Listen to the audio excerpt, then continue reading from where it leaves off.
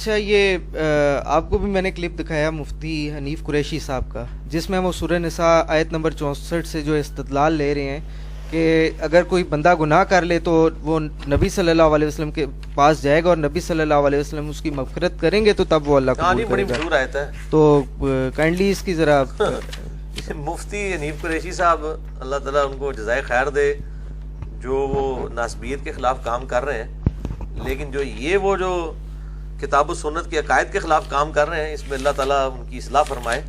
یہ out of context چیزیں کوٹ کرتے ہیں۔ میں نے وسیلہ اور توسل کے اوپر ایک پورا لیکچر دیا جی میرے بھائی، وسیلہ اور توسل کے صحیح احکام و مسائل، اسی میں میں نے امام نے تیمیہ کا بھی رد کیا تھا توسل کے مسئلے میں، اور صوفیوں کا بھی رد کیا تھا۔ اس میں نے اس آیت کو بریف بھی کیا ہے کہ نبی صلی اللہ علیہ وآلہ وسلم کی بارگاہ میں جا کے جو ہے وہ سفارش کروائی جائے، آپ صلی اللہ علیہ وسلم سفارش کریں، پھر اللہ تعالیٰ غفور رحیم پائے گا۔ اس کا پورا کانٹیکسٹ قرآن میں آیا ہے، ٹھیک ہے۔ اگر اس آیت کا یہی مطلب ہے کہ آپ اپنے مسئلوں کو لے کے نبی صلی اللہ علیہ وسلم کی وفات کے بعد بھی جاؤ، وفات کے بعد کے لیے تو قرآن میں کوئی ایسی تصریح نہیں آئی نا۔ یہ کہتے ہیں جی وہ زندگی کی بھی نہیں آئی کہ صرف زندگی میں، ہم کہتے ہیں پھر کانٹیکسٹ دیکھ لیتے ہیں، بات اگر زندگی کی ہو رہی ہو تو ہم زندگی پہ اپلائی کریں گے، اگر وفات کے بعد کی ہوگی وفات کے بعد بھی اپلائی کریں گے۔ یہ کہتے ہیں یونیورسل ہے، پھر کہتے ہیں ٹھیک ہے، ہم کہتے ہیں یونیورسل لے لیا۔ اب بتاؤ سقیفہ بنی ساعدہ میں جو اختلاف ہوا ہے، تو حضرت ابوبکر، عمر، عثمان و علی کو تو وسوسہ بھی نہیں آیا کہ قبر رسول پہ جا کے حضور سے مسئلہ پوچھ لیں کہ آپ کا وصی کون ہے۔ ان کو وَلَوْ أَنَّهُمْ إِذْ ظَلَمُوا أَنفُسَهُمْ جاؤ کا نہیں آتی تھی کہ جب اپنی جانوں پر ظلم کر لو تو آپ کے پاس حاضر ہو جاؤ۔ جب تو ہے نا کہ لوگ گئے ہیں قبر مبارک پہ گئے ہیں، نہیں کون گئے؟ یہ سقیفہ بنی ساعدہ کے لیے، جس کے لیے آج تک ہم لڑ رہے ہیں، وہ باقی مسئلے تو چھوٹے ہیں نا میرے بھائی۔ اصل مسئلہ تو یہ تھا کہ مولا علی کو چاہیے تھا مسئلہ خلافت کا حل کرواتا ہے، جس کے پیچھے آج امت دو ٹکڑے ہوئی ہے۔ سنی اسلام اور شیعہ اسلام دو بہت بڑے ایک تفریق ہوئی ہے جو ہم بھگت رہے ہیں۔ وہ باقی مسئلے تو بارش نہیں ہوئی تو اللہ پتہ اس زمانے کا مسئلہ جی ختم ہو گیا۔ جیڑی ساڑھے گاٹے مسئلہ فٹ ہویا وہ تو سنی شیعہ اختلاف ہے، اس کے اوپر تو وہ کوئی نہیں گئے ہیں۔ جنگ جمل کے اوپر تو سیدہ عائشہ کوئی نہیں گئی ہے قبر رسول پہ پوچھنے کے لیے، وَلَوْ أَنَّهُمْ إِذْ ظَلَمُوا أَنفُسَهُمْ جاؤ کا کے تحت، ٹھیک ہے۔ یہ پورا کانٹیکسٹ چل رہا ہے منافقین کے کانٹیکسٹ میں کہ وہ اوپر سے کلمہ گو تھے، اندر سے منافق تھے۔ جب اپنی مطلب کا کوئی فیصلہ ہوتا تھا، لگتا تھا ہمارے حق میں ہوگا، ہم ٹھیک ہے، وہ نبی علیہ السلام کے پاس چلے جاتے تھے۔ جب ان کو ہوتا تھا کہ نبی علیہ السلام ہمارے اسلام کا کوئی احترام نہیں کریں گے، وہ حق کے ساتھ فیصلہ کسی یہودی کے حق میں کر دیں گے، یہ کافروں کے پاس اپنے مقدمے لے جاتے تھے۔ اسی کانٹیکسٹ کے اندر یہ بات ہو رہی ہے، وما ارسلنا، اعوذ باللہ من الشیطان الرجیم، وما ارسلنا بالرسول الا لیطاع باذن اللہ، اور ہم نے کوئی بھی رسول نہیں بھیجا مگر اس کی اطاعت کی جاتی ہے اللہ کے اذن کے ساتھ۔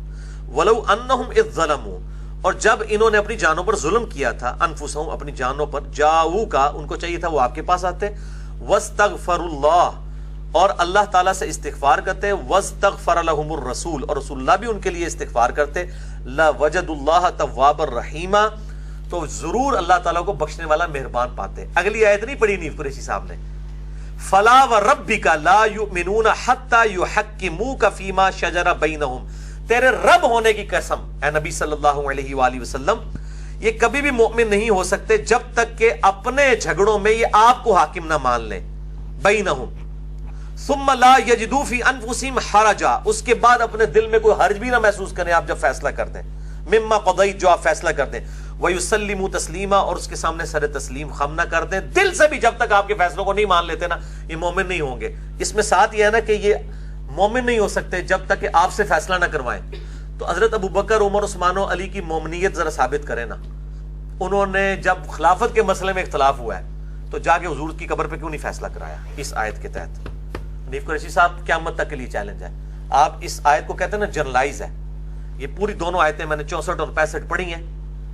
ہم یہ کہتے ہیں نبی صلی اللہ علیہ وسلم کے زمانے کے منافقین کو یہ کہا گیا کہ تمہارا یہ کام تھا کہ تم نے نبی کے ساتھ بدعہدی کی ہے، پہلے نبی سے جا کے معافی مانگو، اس کے بعد نبی آپ کے لیے سفارش کریں کہ ہاں یہ آپ صحیح طریقے سے زندگی گزاریں گے، اور اس کے ساتھ یہ ہے کہ یہ مومن نہیں ہو سکتے ہیں منافقین، اوپر سے کلمہ گو سے، جب تک تم ہر فیصلے میں ان کو حاکم نہ مان لو۔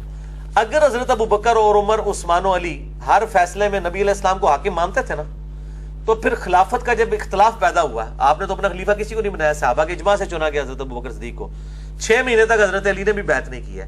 حضرت علی قبر رسول پہ جا کے کہتے ہیں یا رسول اللہ صلی اللہ علیہ وسلم قرآن میں ہے فلا وربک لا یؤمنون حتی یحکموک، تو آپ فیصلہ کریں۔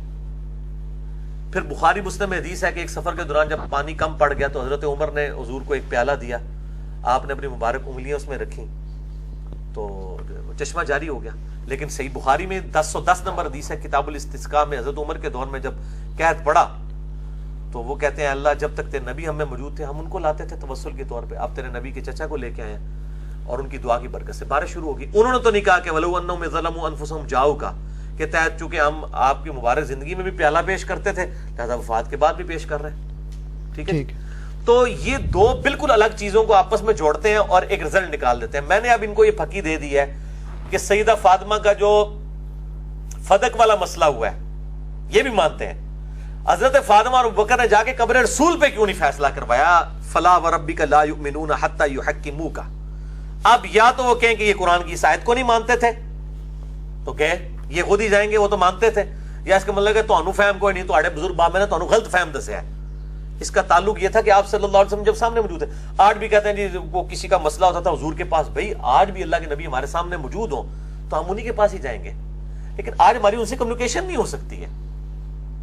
اگر یہ کہتے ہیں ہو سکتی ہے تو ہم اپنی ٹوٹی ہوئی ہڈی صحابہ کرام صحیح بخاری میں لے کے گئے نا, پنڈلی کی ہڈی آپ نے ہاتھ پھیرا تو آپ سے وہ ہاتھ پھیرنے کی برکت سے ٹھیک ہو گیا. ہم ان سارے مولویوں کی پاؤں کی نا پنڈلی کی ہڈیاں توڑتے ہیں اور ان کو ویزا بھی لے کے دے دیتے ہیں, چلیں حرمین کا جا کے قبر رسول پہ عرض کریں اور اپنی ٹانگ ٹھیک کروا کے لیں. لیکن اللہ کے نبی اگر قبر رسول سے باہر موجود ہوں, مسجد نبی میں بیٹھے ہوئے ہوں, میں کہتا ہوں یقیناً ٹھیک ہو جائے گی. تو اس کا مطلب ہے آپ کی وفات کے بعد پروٹوکول ڈیفرنٹ ہے, زندگی میں ڈیفرنٹ ہے. نہیں اگر اس کا جواب وہ لوگ یہ دیں, وہ کہیں جی آپ کی ٹانگ کی ہڈی توڑتے ہیں, آپ اللہ کو کہیں جوڑ دیں. ہمارا دعویٰ ہی نہیں ہے کہ اللہ جوڑے گا. کیوں نہیں جوڑے گا؟ ہمارا دعویٰ نہیں قدرت تو رکھتا ہے نا.